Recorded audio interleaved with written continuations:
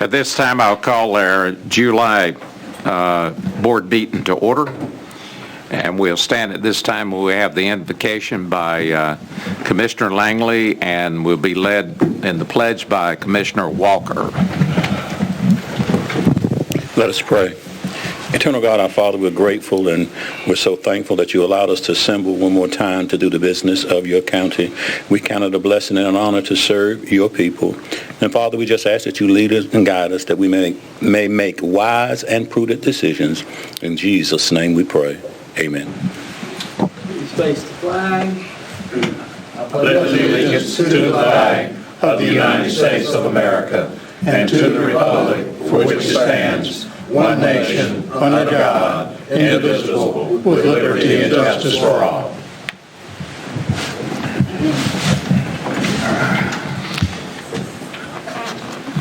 If you will, make sure your cell phone is turned off or either in the vibrate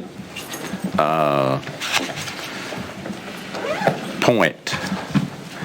Okay, we're down to item number C, conflict of interest disclosure. Does any commissioner have a conflict with any of the agenda items? Hearing none. Well, with the agenda items, I have a point of order having to do with the agenda. This is conflict of interest. Oh, conflict of interest, Yes. excuse me. Yes. Hearing none. Okay, we'll move to item number D, the approval of the agenda. Now, I have a question. Yes. Putting items on the agenda, I put an item on the agenda this time that didn't show up on the agenda. Which one is that? I asked for the sheriff's hours for his schedule from now till the end of the year, I never received that information back. but you made the request. Yes, sir. Okay, but it's not on the agenda. It needs to be an agenda item. A commissioner requested it, so it's not up to the sheriff to decide what my agenda is. So I would like that placed on the agenda. Okay.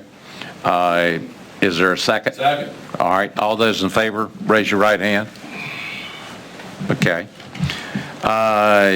Entertain a motion to approve the agenda.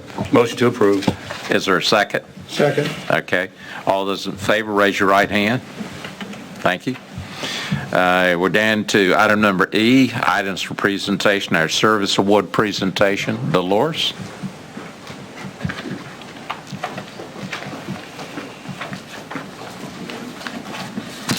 Good afternoon, Mr. Chairman and Commissioners.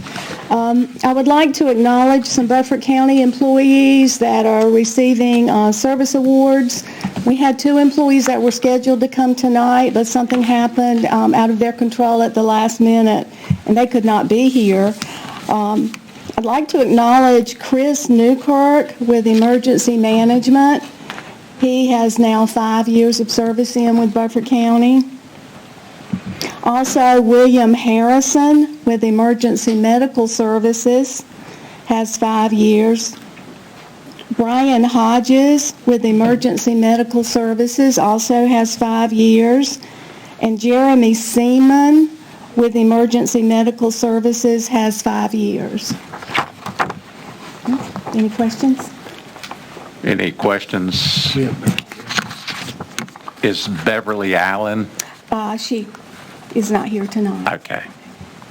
But that one is for 30 years? Yes, I'm Okay. sorry. That's a big one, yes. 30 years for Beverly Allen. All right. Is there some reason that mic is pointed down? Thank you. Okay, we're down to item number F, public comments. Dawn?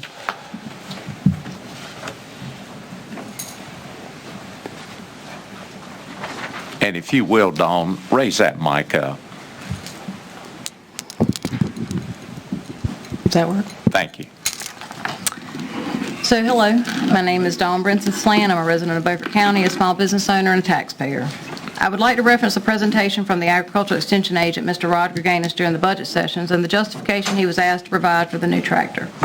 Since that time, I've heard and read a number of sound bites and negative statements around Beaufort County being in the farming business. That exchange during the budget presentation has been completely misrepresented. Therefore, I would like to provide the following correct information. The budget request was for $64,000 to purchase a new tractor to replace a tractor purchased in 1992 or 93. This amount of money, if approved, would be supplemented by approximately $40,000 to $50,000 received from other sources. In addition to providing capabilities for the tractors used by the extension, the approval would provide for using a planter valued at approximately $50,000 that was given to the county. To date, that planter has been used with a tractor that was leased because the tractor owned by the county would not work with the planter. As explained by Mr. Gaganis, the tractor will be used for planting test plots under the programs of the North Carolina State Agricultural Extension to provide unbiased research-based information to the growers in Beaufort County. This research provides data and information to the growers regarding yield, sustainability, and best practices that will be beneficial to them and ultimately to Beaufort County. The alleged work with the big corporation boils down to $100 per entry they pay to participate in the test plots and research. This entry fee is used for fuel and repairs to the equipment used in the research process. This approach provides the farmers with an unbiased view in a neutral situation using a variety of companies rather than the single entity approach of big corporations choosing minimal competitors and then showcasing the data from only their products. The test plots are approximately 10 foot by 200 foot and include a variety of statistically analyzed data to include details about soil, seed, insects, etc. The farmers provide the land free of charge and in many cases also provide fuel and other items throughout the process. In exchange, the farmers receive the seed, the yield, the extension harvest from the test plots, and of course the research results. Just as an example, some of the research data has shown that farmers could have an increase in yield of 25 to 40 bushels per acre. Currently, corn is bringing approximately $7 per bushel. When multiplied by 1,000 acres, or in some cases 5,000 to 6,000 acres, that is clearly a benefit for the farmers and the residents of Beaufort County. And they use Beaufort County equipment to farm in other counties too. Until recent years, there was a sharing of extension agents among counties to fill the gaps between counties. For example, Washington County shared a livestock agent with Beaufort County, and in exchange, Beaufort County provided an ag agent to Washington County for support when requested. As I understand it today, the only time there is a sharing of equipment and resources between counties is for the Regional Blackland Field Day, which is held in August and rotated between Beaufort, Washington, Hyde, and Terrell counties. This year's event will be hosted by Beaufort County. This event will bring 500 to 600 people into the county to showcase the work that has been done with our farmers, neighboring county farmers, ag extension agents, and the data obtained from the research using the test plots. Overall, agriculture injects between $110 and $120 million per year into the economy of Beaufort County. As a taxpayer, I'm very happy for the money the new tractor was approved. So I guess you can safely say that Beaufort County is in the business of farming, and now the taxpayers and people that only heard a piece of the information know the full story. Thank you. Thank you. I don't see any of our legislative representatives here, so we'll move to items for consent. So entertain a motion to approve the items for consent. Motion to approve. Is there a second? Okay. Opposed to consent? Did you want to pull one, or you just opposed? Oh, yeah, without me first. We got to vote. We have to call for a vote. Yeah, call. Okay. All those in favor of items for consent, raise your right hand. Those opposed? All right, we're down to the public hearing, item for discussion from the planning department. I'll entertain a motion for us to go into the public hearing. Motion to go into public hearing.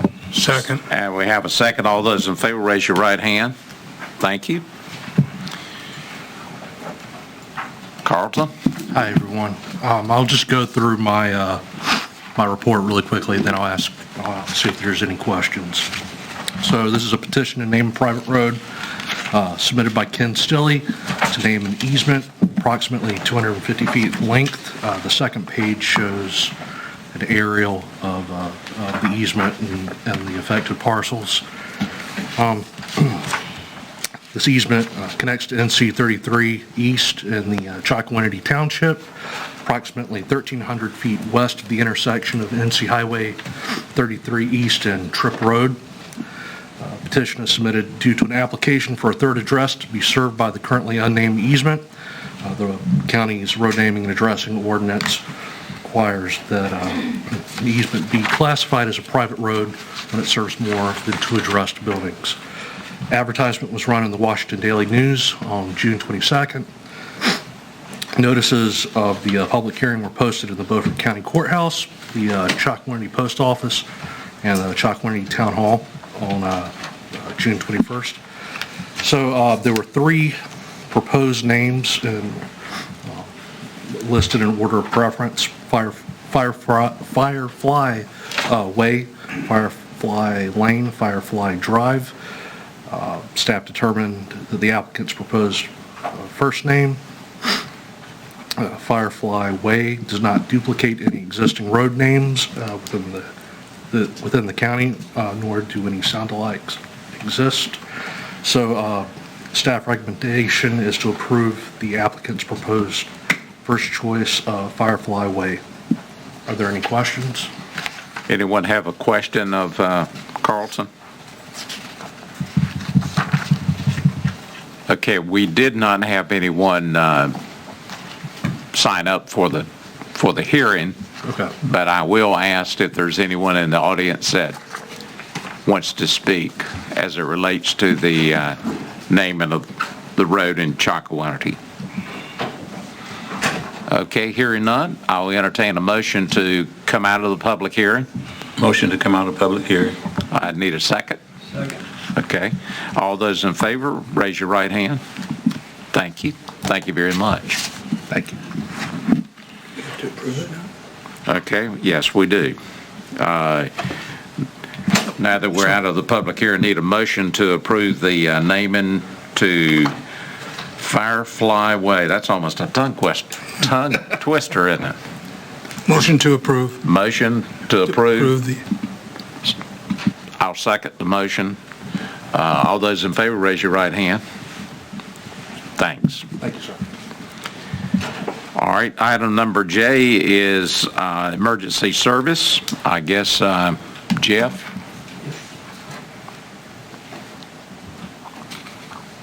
Good evening, Commissioners. I have two items for decision. First is vehicle replacement. We have 2 vehicles that we are looking and that we had budgeted in our this year's budget for replacement. One is a 2019 QRV that has over 115,000 miles on it. It's a Dodge Durango. It was a good service vehicle. And also a 2016 Ford Explorer, which the Fire Marshal had for EM side. With the way that the replacement of vehicles have been going, we have been able to find 2 of the 2022 F-150 crew cabs to be able to replace this with. This was the most advantageous and cheapest thing we could find to replace them with, and we're asking for a decision to get those replaced within this year. It is really the only vehicle that we found that we could get quite quickly. We have looked at the others. The F-250 are non-existent on the sheriff's bid system. They've all been sold out. It'll be 2023, October of 2022 before we can even put in bid for them. And several of the other vehicles, the Dodges, we're not able to get a hold of, but Capital Ford was able to have these vehicles on site ready for us. As soon as y'all approve a decision to get them, we'll be able to get those vehicles. Are there any questions on? Any questions? Yeah, I have some questions. Yes. Yes, sir. Why are we replacing these vehicles with this low mileage? 115,000 miles. These are very hard miles we put on the vehicles. We are seeing it between 115, 130,000 miles. We're getting a lot of maintenance upkeep that we have to do to them, and it is costing us more to try to keep fixing these than to replace them. What is the maintenance upkeep that you're having to go through? Biggest thing is brakes. We've had a lot of AC problems where we've had to change AC on them. Also, we've had problems with the thermostats going out and some coolant problems with them. Isn't this a much larger vehicle that you're replacing this with? Yes, it is, but with the both the fire marshal's vehicle and stuff, there are a lot of equipment that we can't carry in those vehicles that we should be carrying in those vehicles. One thing going to this larger vehicle, we're able to put all the bulk items outside of the passenger compartment, which is safer for the occupant in the vehicle in case of an accident. He's not going to be hit with something flying through the vehicle. If we were to take the same type of vehicle and upfit that vehicle, it would cost us a lot more to upfit that vehicle with cages in the front and shelving in the back to stop that from happening. But didn't we start off with the theory of a QRV was it was a small, fast vehicle that was only going to carry a person? Well, it also has to carry, there is equipment that is state mandated that they have to carry in that, including a monitor, drugs, and the biggest problem with that is that stuff's flying around in the back of the truck. Well, why don't we just look at buying another ambulance instead of this shortcut stuff? Well, one person in a QRV does not transport anybody. An ambulance, we are looking at anywhere from $250,000 to $290,000, and being able to get those chassis for those ambulances, we are looking at a lot more extended time to get them. Ed? Are you going to surplus the ones that you? Yes, yes, sir. Okay, if that's the case, I make a motion that we approve these vehicles. I got one question. Yes, sir. Does this have a covered bed liner? Is it? It will have a camper shell on it. Oh, okay, there you go. Yes, sir. Well, you know, it sounds to me like we're getting close to an ambulance, but are these in the budget? Yes, sir, they're already in the budget. I'll second his motion. Okay, we got a motion and a second. Not for $35,000. Any additional questions? Look, you've got people, you've got other expenses that go. Okay, all those in favor, raise your right hand. You got to look at the whole ball of wax. Those opposed? You got those to do, any of them. All right. You want to go to the next item? Yes, sir. Next item we have been renting starting in 2016, the old Bath School. It had started out with an ambulance there. We were using part of the old schoolhouse plus their garage. With data and stuff we had and with bringing on the community building into the county, we looked at better service in the Pamlico Beach area, and what data was showing where the most calls were at. We actually moved EMS 6 to the community building, and we only have a QRV there now. With that, we're not using a lot of the amenities that we were using with the ambulance there, which includes the garage. We had redone the agreement with them. Our original agreement was to pay rent of $1,132. We have redone the agreement to show that we're only going to pay $800 a month now for the rental of that building. The community building, we've made some improvements to that too, hadn't we? Yes, sir. We own that facility now. Okay. I know we updated or expanded the septic system. Yes, sir.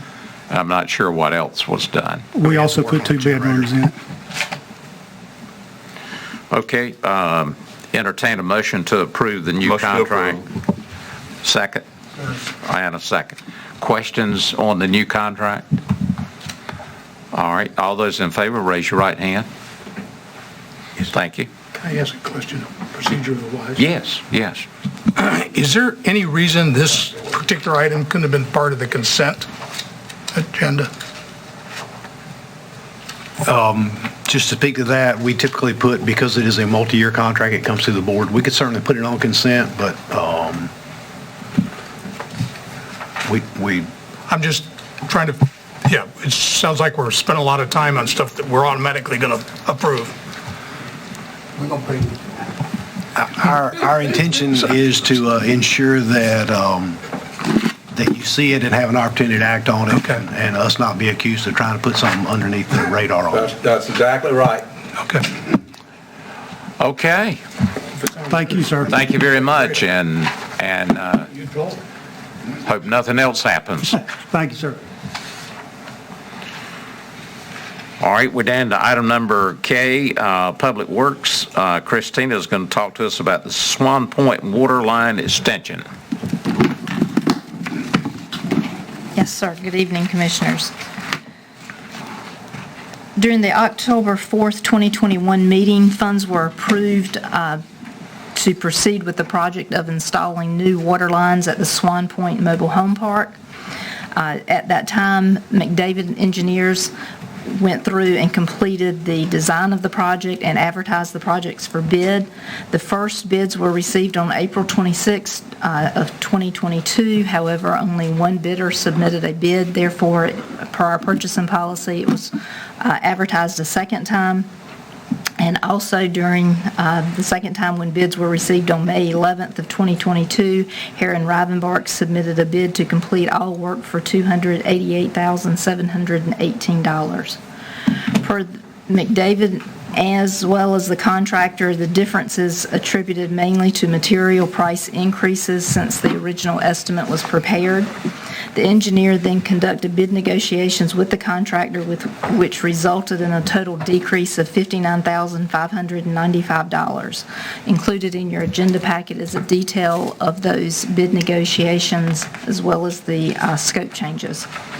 Attached is a recommendation to award from Rich Moore of McDavid Associates that includes a resolution for consideration that awards the construction of the project to Herron Rivenbark in the amount of the negotiated contract of $229,122.50. The total project budget would be revised to $289,543. If approved, $79,516 of additional funds would need to be allocated from a source to be determined by the board. A budget amendment will be prepared based upon the board's funding direction and will be included in next month's August 2022 meeting for ratification by the Board of Commissioners. I know that's a lot of words. So basically, we put the funds were approved for the project. We moved forward with the project. It was designed as well as advertised, and the bids came in higher than expected. As we all know, in the past 18 to 12 months, there has been substantial increases in the material costs of various items, one of which is PVC pipe, as well as the fittings that are required for the project. Again, once the bids came in at a higher amount, the engineer went into bid negotiations with the contractor and changed some of the original scope and reduced it down by that almost $60,000 in an effort to bring the budget down. However, we're still in need of additional funds. Yes, sir. Yeah, just one question. What happens if the cost for PVC pipe goes down during the scope of the project? Well, once the project is awarded, the contractor places the order and they would pay that price, but the county does not receive any benefit if material costs decrease during the during the time of the contract. Okay, thank you. Does it work the other way? Yeah. If the price goes up once they put the order in? No, you're gonna change your order. No, he gets locked in when he places the order. That's not what he said when I was here for the bid opening. Yeah, that's not true. Currently, because the market is so volatile, that currently pipe suppliers, especially the PVC, anything made with the petroleum products, they are actually not locking in a price until the manufacturing is complete and the product is loaded on the delivery truck to come.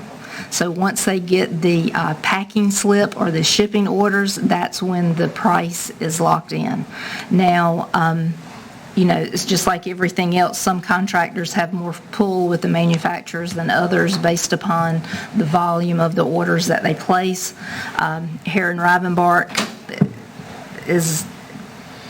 they're not a small contractor in Eastern North Carolina. They're one of the players that have been in the waterworks industry for quite a while. But again, they're very limited as far as being able to lock in price. Refresh me on this project.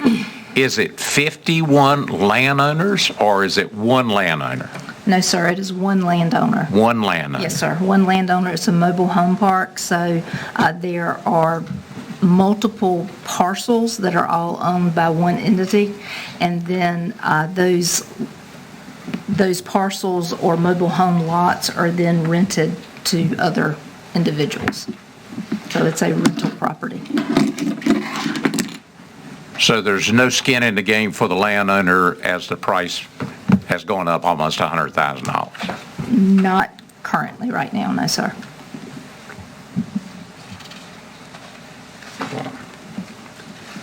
Wasn't there something? Pardon? Wasn't there something that had contribution from the landowner? No, I mean, that was going to be my suggestion. I can't support the increase and the county picking up all of it. I mean, to me, the landowner needs to have some skin in the game. I mean, we approved the 187 Yes, sir. coming out of ARP. Yes, sir. That's something that I can certainly go back to the landowner and request. There had been discussion at one time about that, but again, whatever direction the board gives me, I will be happy to comply with. I got one question for you. Yes. Christina, I know you said it, and you were right, you can't nail down the prices with where things are being handled now. Yes, sir. But we also cannot nail down these change orders that come in, neither can we. No, sir, we try our best to minimize any change orders. I know you try your best, but sometimes it don't work, does it? Yes, sir. At the beginning of a project, I'm unable to tell you what change orders could come and at what amount. Yes. And so it's not that it's going to happen, but it could be even more at that time, when the project is complete. Am I correct? Potentially. Okay. I will never say no. No fault that until you when you're dealing with underground utilities, until you start the excavation. That's right. I got you. I'm not trying to make you look bad. I just want to put it out there, you know. I appreciate that. Yes, sir. Thank you. Commissioner Langley. I just got one quick question. Yes, sir. What's the possibility that with the piping, if the price goes up, that the county not incur that price increase, but the landowner incur that price increase?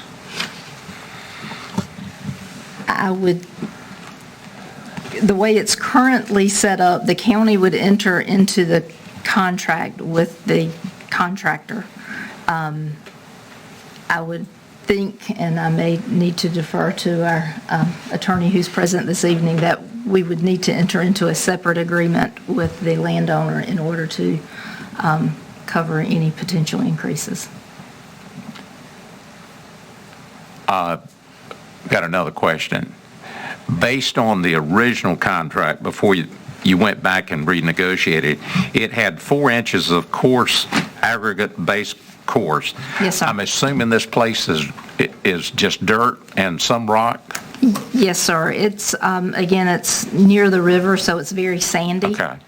So, yes, sir, that was in the original scope, again, going in to make sure that everything would be compacted as it would need to be. But then during the negotiations, it was determined that that could be removed and it would still, the water line would still be installed, and the landowner, it was more in line with what the original scope of the project was when it was originally discussed. But we have no protection as the contractor goes in there, other than he's reduced it down to 7,000 for Yes, the sir. base. Yes, sir, it was 10% of the original bid quantity. Okay, other questions? I've got one. At approximately 40 new customers, are we hooking up the water line to their unit, or does the owner pay for that? Part of this project would includes installing new meters. So the contractor would provide the main water line, the service line from the main to the meter, and install the meter as well as the meter box. And then the tenant or the owner of the property would be responsible for connecting from the new meter to the existing dwelling. There is currently a pipe system in place at this park that is a groundwater well system. So each of the dwellings currently have a service line to a main that we would be located, I'm not going to say in the general area of, but again, either the landowner or the residents of the dwelling would be responsible for the final connection to the meter and the meter box. Is this a guaranteed 40 customers, or, I mean, could people say, well, I'm just opting out, I'm not going to hook up to county water? The existing well system will be disconnected, so. John? we originally approved the 187. Yes, sir. Did that include all the meters and all that? Yes, sir. Okay, so we're really going well over $100,000 increase. A little less than 100,000, yes, sir. Well, you're going from the new proposal is 229, excluding the meters, right? No, sir, that includes the meters. Well, we got all kinds of numbers in here. You got, There the are a total lot of project numbers. budget is revised to 289, Yes, sir. okay? Engineering. The engineering? Yes, How sir. much There is was the a engineering? Was the 20 engineering? 23,000. Huh? 23,000 was not included in the 187. 23,000 had been we originally didn't approve- appropriated in 2019. So then we never approved this project in total. No, it was approved in 19? 19, In yes, sir. 19, At 187, but the that, engineering. Not a price. You can't do a price till the engineer finishes his work. This project originally was started in probably 2018, when the landowner came to the Water Committee and requested that water line be installed. Then it went back before the commissioners, and it was approved for the county to pay the engineering portion of the cost, and then the landowner would pay the cost of installing the water lines. That was in 2019. And then back in October of 2021, when multiple projects were put together and they said projects that were designed or had previously been designed, it was included on that list of items, and this was one of the items that was specifically called out, and $187,000 was allocated for the construction of the project. So the 23,000 plus the 187,000 is what gets us. so we've already paid the 23,000? We haven't paid it, we've encumbered it. The Encumbered it. engineer's done the work, but they haven't invoiced us for it. They typically do not invoice it until the contract is awarded. Did you say that the landowner had agreed early back in 19 to pay for the installation? Yes, sir. Okay. And then we decided to go ahead and pay for it instead? Yes, sir. Did we know that when we voted on this? I don't, voted on that, did you? I don't think any- We voted to approve 187. but did we know when we voted to approve that we were, the owner had already said he would pay for it? Yeah. Yeah. So we just jumped in and took over. Yeah. Had free money, you just had free money. I'm not voting for this. No. And by the way, is while we're talking about all the water things, if all of these are going up like this, I think we need to pull back on doing any of them, except maybe the SCADA. Is the SCADA on order? The SCADA is in the preliminary initial design phase. Okay. So I make a motion that we stop any of the other until we understand. Hold that until Okay. we get this one off the We're gonna table. get through this. I'll come back. Okay. I'll come back. Need a motion one way or the other? Or do you want to just I motion that Table. we table this and we do not approve it. Okay. Well, you got to pay the engineer stuff. Well, that one's already been encumbered. But yeah, you got to pay that one. You can't take this, you got to pay him, is that right? Yes, sir. I mean, absolutely, they've done the work in faith, and we've had that, so. Well, I think it would be good to table it and let's look at the numbers so that he will actually have some skin in the game.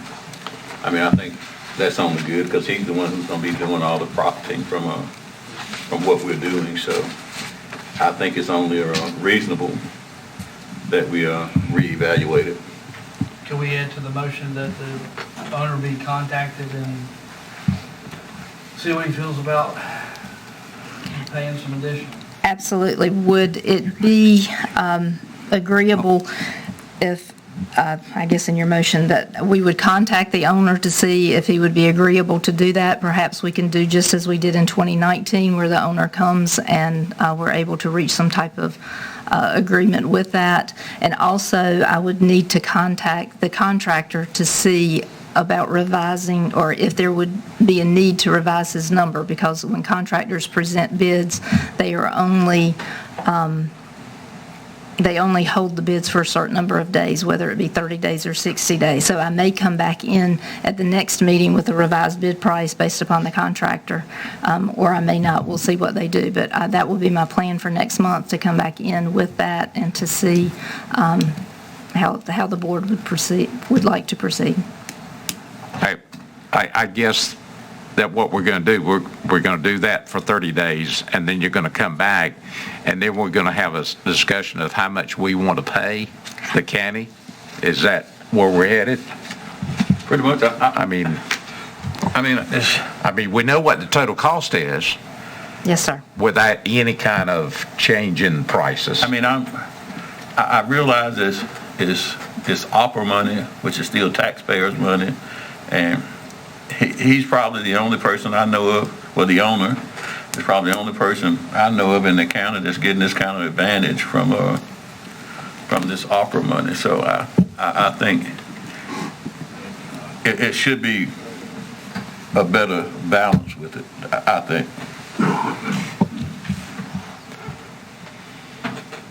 I guess I'm saying to myself, if it had come in at $187,000, would we have paid for all of that? I mean, I kind of felt like when it was put on there that we were going to use opera money, and we put aside $187. Is that not what we did? That is. Well, can we not back up and say to the landowner, we'll pay the $187, and anything above that is yours? That sounds good to me. I mean, I feel like we've made a commitment of $187.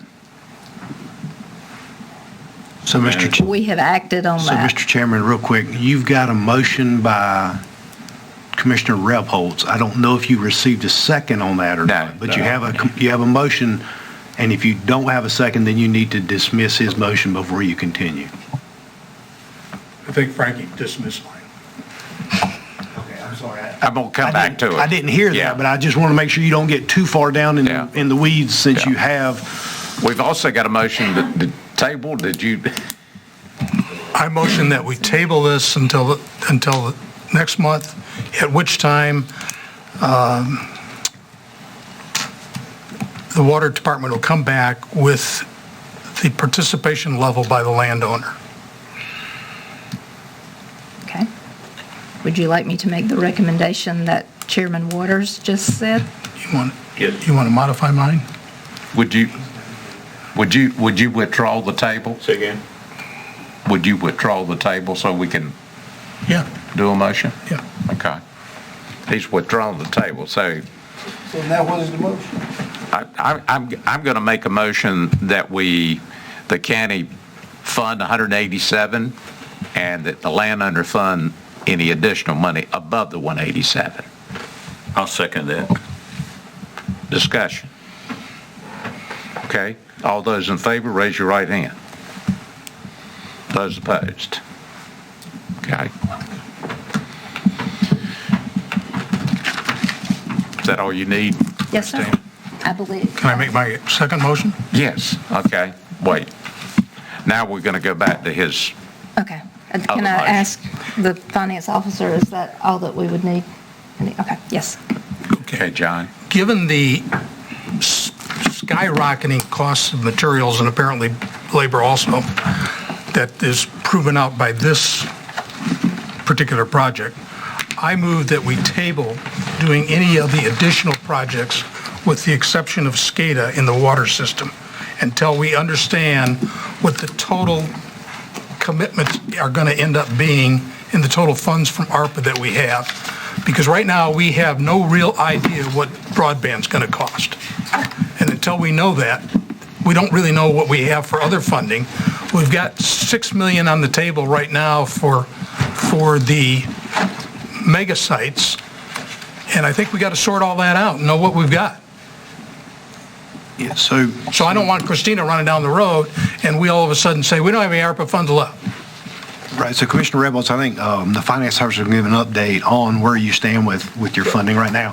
However, the way that we're addressing that is, and this is to your motion, I guess, the way we're addressing that is when we're taking the revenue, the standard revenue allowance, and using those funds to offset. So we are not under any time constraints with this money. So to your point, we're not under any time constraints. So you could, if the board said stop, let's wait till the markets get a little better corrected, we have the ability to do that the way we're handling the ARPA money.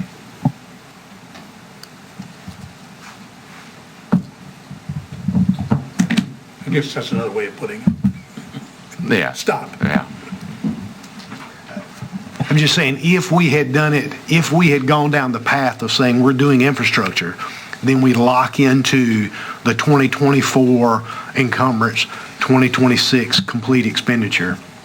Right. Because we're not doing it that way, we're using it as a revenue offset and using and supplanting our public safety funds with it, then that takes away all the restrictions. As long as it is a public purpose, then we can use those funds for that because it's going to simply roll the fund balance and you're not going to have any of those time restrictions. So if the board says the market is too volatile right now, besides SCADA, let's wait and let the market stabilize and get some better prices, we're okay doing that. We're under no time constraints with federal government. But we also don't know what the total, I mean, I understand this, except we don't know what the real broadband number is.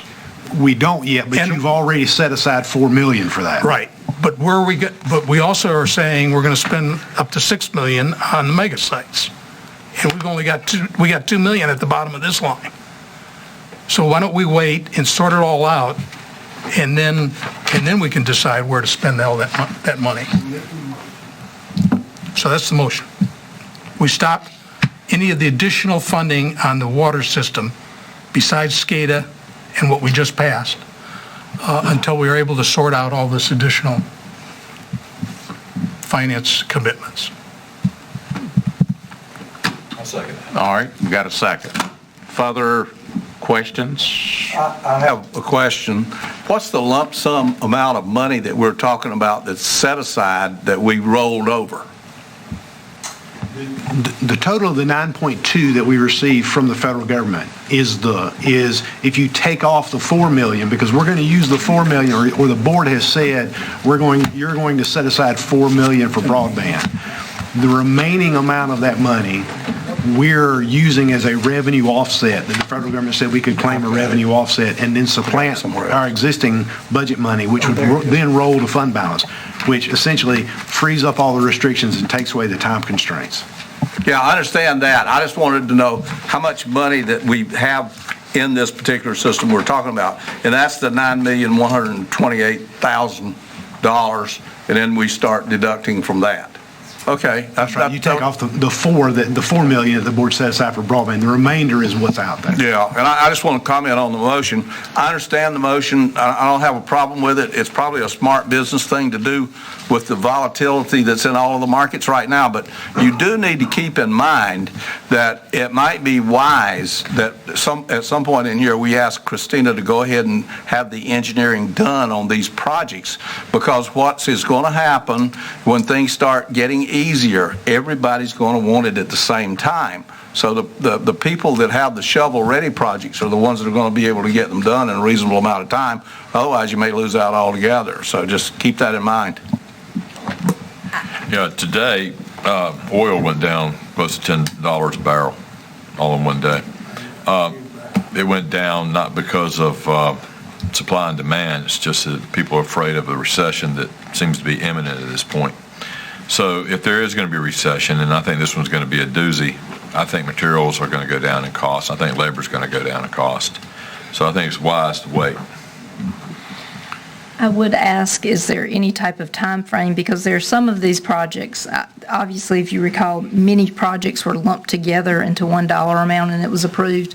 But there are some of these projects that they need to be done, that I would be willing to go ahead and get bids on these and present these to you if allowed. There's some bores and some repairs and things like that for the quality of the system, I would recommend that we do. The state will award the GREAT grant on the broadband this month. Okay? Following that is the next round of funding they have released the preliminary on it, but they haven't released the total detail yet, which is supposed to be released in August.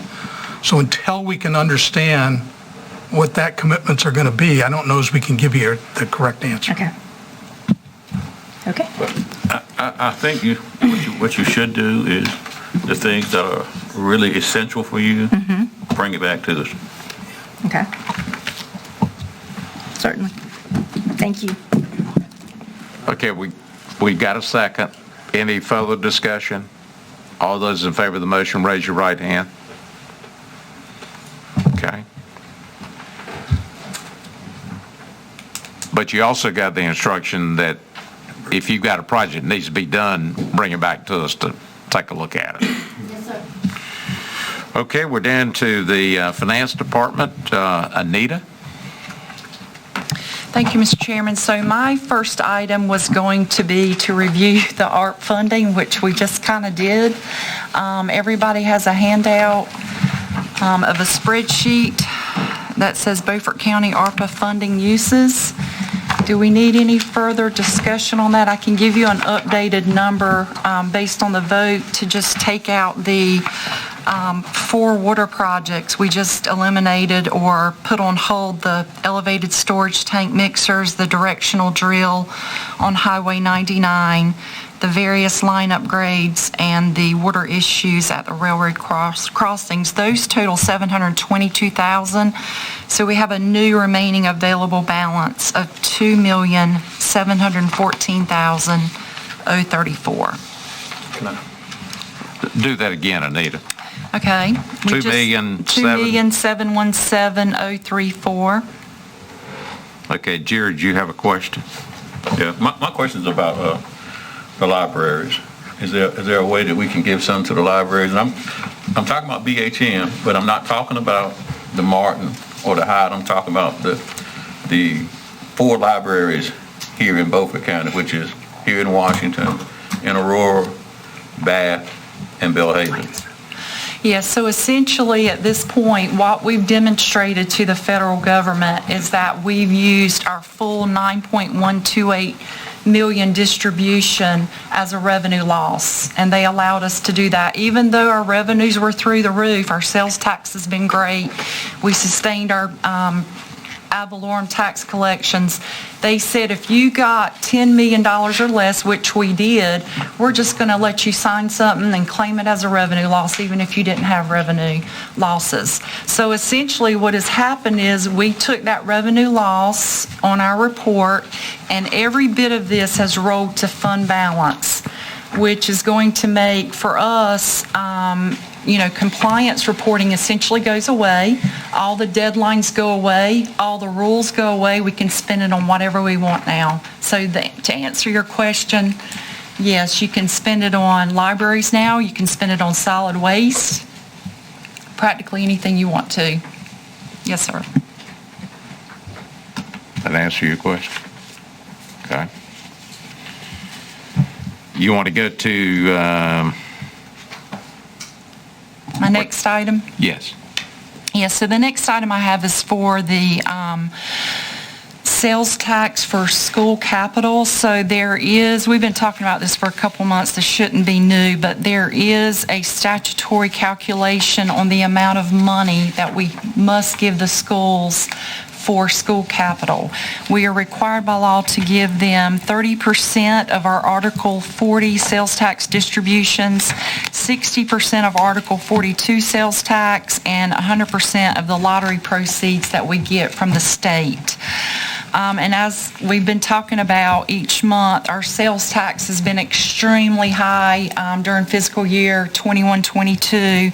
And also with all the debt refinancing we did, our interest payments on the school debt went down as well. So those two things coupled together has caused us to have to make an additional payment to the school for school capital. And you can see that calculation on page 252. I'll just walk you through that.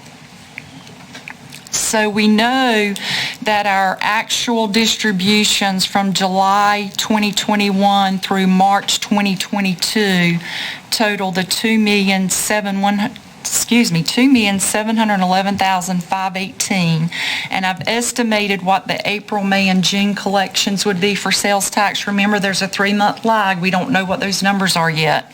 I'm estimating those to be the $839,710, giving us a total that's going to be due to the schools of the $3.551 million. And then if you look at what we paid the school in cash payments for their school debt, and also what we've paid on behalf of the schools for the school debt payments on their buildings, they total the $3,006,255. So I am estimating an additional amount of $544,973 will have to go to the schools. So there's really no question about that. There's no decision you have to make on that. It's going to have to be paid to them no matter what. That's owed to them per state statute. The question I do have for you tonight, and the direction that I do need, is we do get to decide how that is paid to the schools. I know that when the school was presenting their fiscal year 22-23 budget, they requested that we set aside $500,000 for them for future IT capital needs. And so that is an allowable way to allocate this money to the schools. We can send it to them directly, mail them a check. They can spend it on capital however they choose, or as a board, you can choose to actually set that money aside for them in a capital reserve fund to pay it to them at a later date when they need to replace, for example, IT equipment. So that's what I need from you tonight, is to let me know which option you would like to go with there. Good. Well, let me go back in the history here on this. It's not so much a matter as mailing the schools a check, is we get to participate in what they do with their capital funds. And we have not done that in the last 5 years. We have walked away from that participation. We need to be back involved in that. There are needs in the schools. There are things in the schools that the commissioners should have their hands on. So I don't have a problem with putting it into the capital reserve fund, and they can come back to us and say what they want to spend it on. But the commissioners do control the capital budget for the schools and what they do spend the money on. And I'm hearing of needs in places that the schools are not addressing. So I think we need to get back into the game on that. But I don't have a problem with the motion, with what the finance officer suggested. Would you like to make a motion to that effect? Yes, I'm having trouble coming up with the words. My motion is that we put the money in the capital reserve fund, and the schools can request the use of those funds.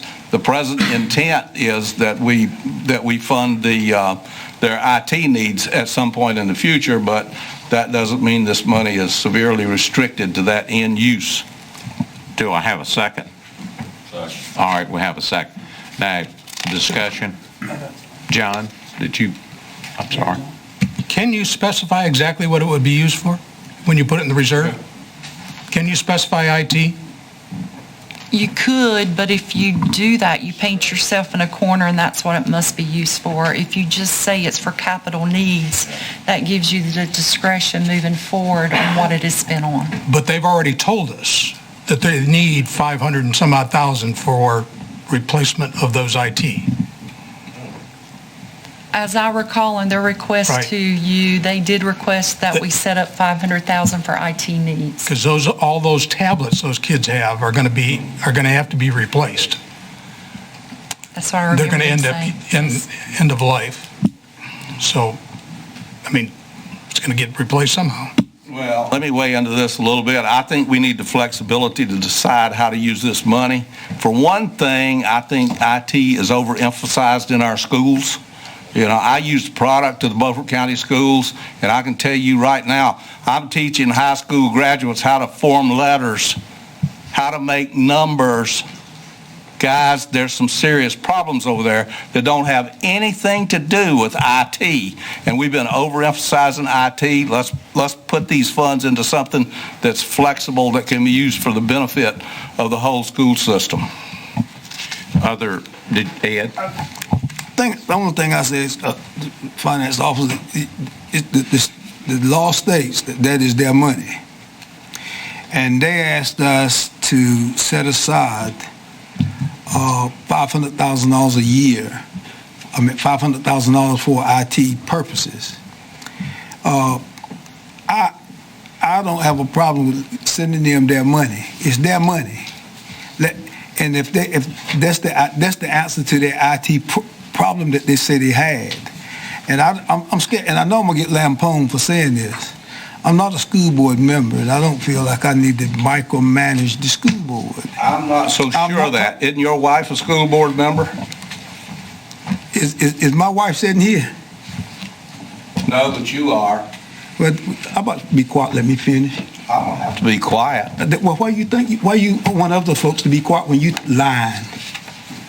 One of us is lying. You liar and a thief. Ed, go ahead, finish. Thank you. You shouldn't have told him to hush. He was out of order. They're telling me. That's what you should have told him. But what I'm saying is, and that's what I told you I was going to get lampooned for saying that, when you started micromanaging other folks' money and being bullied into micromanaging other folks' money, you open yourself up for lawsuits and stuff. I think the only thing I would caution you to is, if some grant funds became available for IT items at schools, and we've got that money specifically earmarked for that, they may not need as much as they think. I was just trying to think of a situation where they might not end up needing that money for IT. But we still have to give them $540,000. We have to give them that money either way. That's right. And if you set it aside in a capital reserve for the schools, they're going to get that money, and then it can be decided how and what it's going to be spent on at the time it's given to them, when we have more information, I would think. If we're not going to give them all of it up front, then I think we should put it in an account and let them come to us and say, this is what we need and this is how much we need to do it. And it doesn't matter whether it's IT or whatever. You could certainly do it that way. If I remember correctly, they used part of their funds that came in during the last 2 years. Yes, and are they trying to get $2.5 million set aside over like a 5-year period? Did I misunderstand that? I don't remember that. You don't remember what the total was? I'm sorry. It was a pretty big number. It's the ESSER funds, but they've got some restrictions on that. They've got some time restrictions on it as well. And I think the request from the school was, we got this money. We were able to do all this IT stuff. We know that bill is coming due in 4 years, 5 years, whenever those resources are depleted. Right. And we're asking you to set those funds aside. To Commissioner Walker's point, and to the finance officer's point, if you set it aside and say it is for IT, then you are locked into that. You could say we're going to set it aside in a capital reserve that's for capital, and like Commissioner Walker said, they could then come and ask you, maybe in 3 or 4 years, there's a new, better way to do IT, and it's only $300,000 they need to replace everything. If you said IT, then you've got to give them that $500,000 for IT. So don't box yourself into a corner. And unlike PVC piping, IT has gone down in price. So it might be a good thing to get us out of the IT pigeonhole and just put the money in there and let them come to us. Then we get to say if it's a good idea or not, at least. We get to hear what's going to be spent on. We can ask them how they're going to fund IT when it comes up, if they use this for another purpose. Right, but there's always grant opportunities. Any other discussion? We have a motion and a second, right? Okay. Any other discussion before we vote? Say that motion again. The motion is to set the money aside in a capital reserve period, for the school system. Essentially, it's option 2, the recommendation, option 2 on page 251. And that's whatever they want to do with it. Yes, yes, And whenever they want to ask for it. right. I got you. We get a chance to ask them because they've asked us to put money to the side for IT. But, okay, if there's no other discussion, we'll take a vote. All those in favor of the motion, raise your right hand. Those opposed? Okay, 6-1. You got anything else, Nita? Oh, no, sir. That's all, thank you. All right. Commissioner Richardson. What page are you on? Page 254. Enforcement of the noise ordinance. I'm bringing this up every month for a while now, and the manager was going to make some contacts from the last meeting, so I would ask him to tell us where we are with the enforcement of the noise ordinance.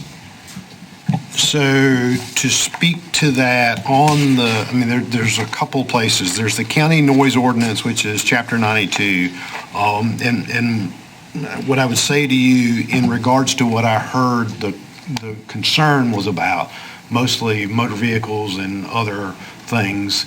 I don't know, it would be my non-attorney opinion that you would have a very difficult opportunity to enforce your current county noise ordinance as it relates to that. There needs to be, if the board wants to make a legal argument to add additional constraints on that type of noise, then I think you need to do an in-depth review of your existing noise ordinance and update it significantly. I just don't think there's enough there. Yeah, I understand where you're coming from with that, but is there anything that the Highway Patrol, do they have for noisy vehicles? I just can't believe that you can gut a muffler and rip up wherever you want to. No, there is. So in Chapter 20, it's actually 2128 of the general statutes. It talks about exhaust systems and emission control devices.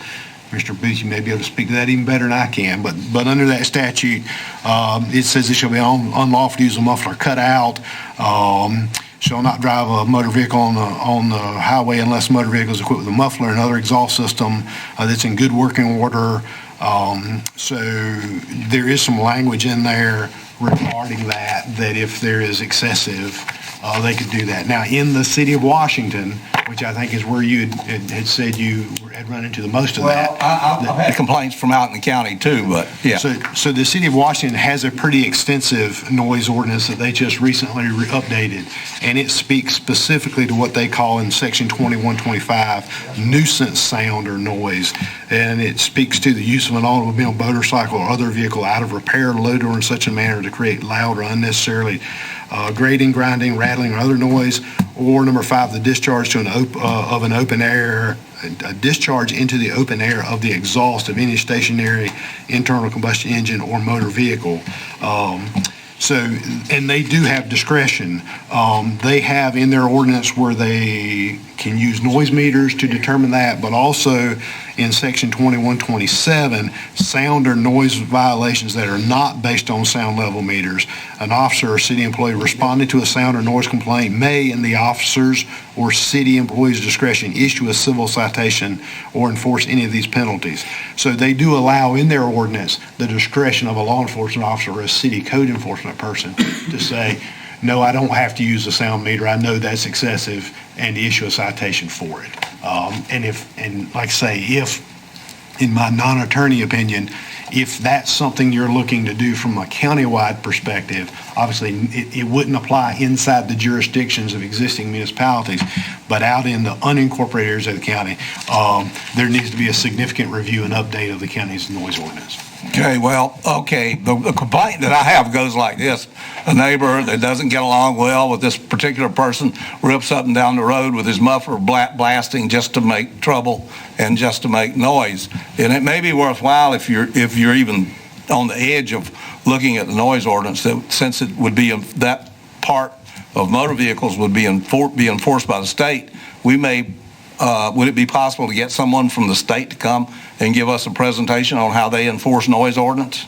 How they enforce noise? May I? Yes. I can tell you now that what he just read to you is about as vague as our county ordinance. These loud mufflers, the statute, correct me if I'm wrong, Chief, the statutes that some of these mufflers, flow masters, whatever you call them, they are manufactured mufflers. Your problem comes when you do something crazy with a muffler. These loud mufflers that you hear with the big tail end open, that is certified. It's the same with tinted windows.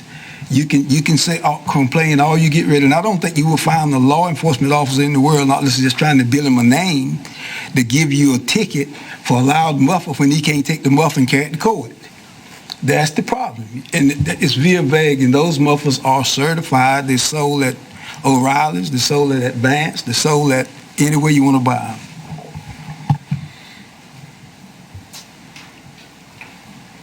There has to be another way to get at this issue, because it's just doesn't make sense that some people can abuse other people with noise.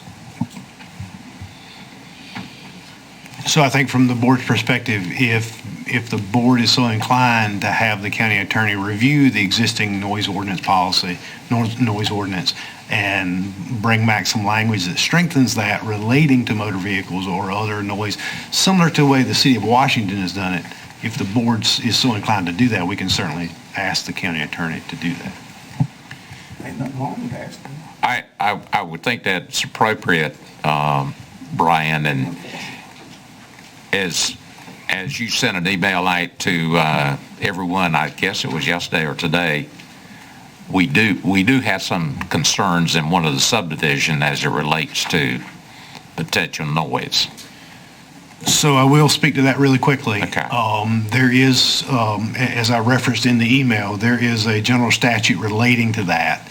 So you have to remember that unless you institute a moratorium on whatever it is that you're concerning, then any action that the board takes doesn't go back and capture existing issues. Right. So you're grandfathered. So if you had, under this instance, the state of North Carolina has a statute that reads, if that facility was in existence and doing what it was doing, a shooting range, and then you came in and put noise ordinance restrictions, if it was in place prior to you enacting that rule, then they're okay. They don't have to comply with that. And they codified that in state law.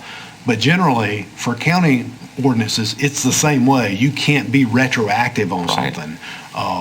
So, I mean, unless you did that before when we were dealing with solar farms. The board actually enacted a moratorium on solar farms while you were putting together your solar farm ordinance, so that nobody could essentially sneak under the radar and get it put in before you put your stuff in place. So unless you want to do something like that, that's essentially the only way to stop something without having your ordinance in place. Okay, you want to get to your next item? Combating illegal drugs. So did we get a direction on that? Do you want us to take that to the county attorney with direction of the board? Everybody agreement? Okay. All right. Good. My next item is something I've had on here before, and I'm going to continue it for a while. I don't think that this board has been serious enough about lobbying the legislature on illegal drugs. I think we're too permissive with illegal drugs. Illegal drugs are slowly but surely destroying the United States of America, and Beaufort County is included in that. I see more and more people personally that have been harmed, harmed by the use of illegal drugs. I think we're working on the wrong end of the horse when we go out and we say, well, we're going to get people back on their feet again. We're going to put them through a psychological program. We're going to make them understand that this is not the thing to do. The recidivism of people using drugs is incredible, an incredibly high rate. I put an estimate that 1/3 of the jail, 1/3 of social services, and 1/3 of law enforcement is here because of illegal drugs. There are other experts that will go much higher than what I estimate this is. Some numbers go as high as 50%, maybe higher than that. I know that there's not a family in this county that has not been impacted by the use of illegal drugs. I also see people that supposedly are normal, and after you've been around them for a while, you can tell they may have only used drugs one time, but it changed them. We need to lobby the legislature. We need to take a strong position on illegal drugs, and we need to take a strong position not on saving the people and buying more Narcan. That's the wrong way to solve this problem. We need to take a strong position on anybody that's dealing drugs for any kind of financial gain is going to go to prison for enough time that they're not going to want to do it again. And anybody else that's thinking about selling illegal drugs is not going to want to do it because the penalty is so high.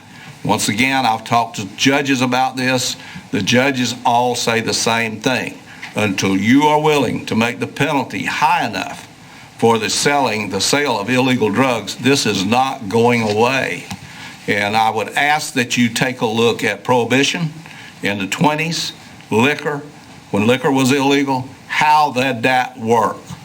You had judges bribed, you had lawyers bribed, you had police bribed, on and on and on it went. There is a lot of money in this stuff. Aside from the fact that you may justify your job because of the presence of drugs, we need to take a stronger push on this. Again, I'll ask this board to please let's talk about, if not tonight, at the next meeting, how we are going to lobby the legislature to get stronger laws on the illegal drugs from the standpoint of the people that are selling them, not the people that are using them. That's working on the wrong end of the problem. Any other comment? Okay, we're down to closed session. Well, can we do my thing about the sheriff? Yeah, I'm sorry. Before we do that? Yeah. Well, you know, I have a concern. When does the sheriff work? I made a request in this budget, and the clerk tells me that she forwarded it to the sheriff's office. What is the sheriff's office schedule from now to the end of the year? And I can say this, my office backs up to the sheriff's department. I see a lot of what goes on. The sheriff wasn't coming to work before he lost the primary election. And I've seen him twice, seen his vehicle there twice since the primary election. We're going to pay him over $50,000 since the primary election. So when does the sheriff work? And I don't want to hear about the privilege of elective office of setting your own hours and that sort of thing, because public officials should not be allowed to abuse the public. Okay. Brian, are you or Katie going to read us into the closed session? A motion is needed to go into closed session for a personnel issue under North Carolina Statute 143-318-11A6 to consider the qualifications, competence, performance, condition, and appointment of a public officer or employee or prospective public officer or employee. Okay, I need a motion to go into closed session. Second. All those in favor, raise your right hand. You may stay in here. We're going to go back in the conference room if you'd like to stay.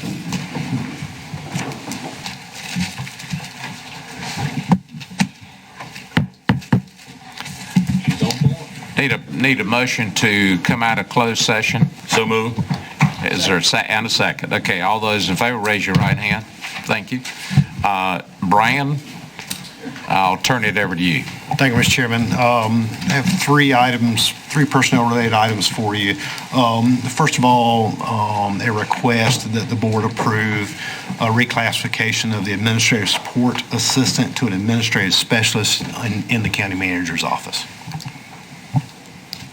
Okay, need a motion. Motion to approve. Got a motion and a second. All those in favor, raise your right hand. Thank you. The second item is related to the Emergency Services Department, and that is to name Chris Newkirk as the acting Emergency Services Director and adjust his salary appropriately within the range and to make that that designation as acting retroactive to June 21 of 22. Motion to approve. Motion to approve. Second. And a second. All those in favor, raise your right hand. Okay. And then the last item I have for you is related to the Economic Development Specialist position at Economic Development, and that is to make a one-time lump sum payment for services that were provided during the time in which we did not have a director in place to compensate for those additional work duties that were associated with that. Okay, second. I'll second that. All those in favor, raise your right hand. Okay.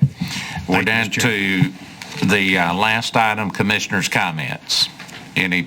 I just want to say one sentence, and that is, this drug thing, we really need to get behind. It is destroying our people. Any other commissioner? Motion to adjourn. Got a motion to adjourn and second. Second. All right, all in favor, say aye. Aye. Aye.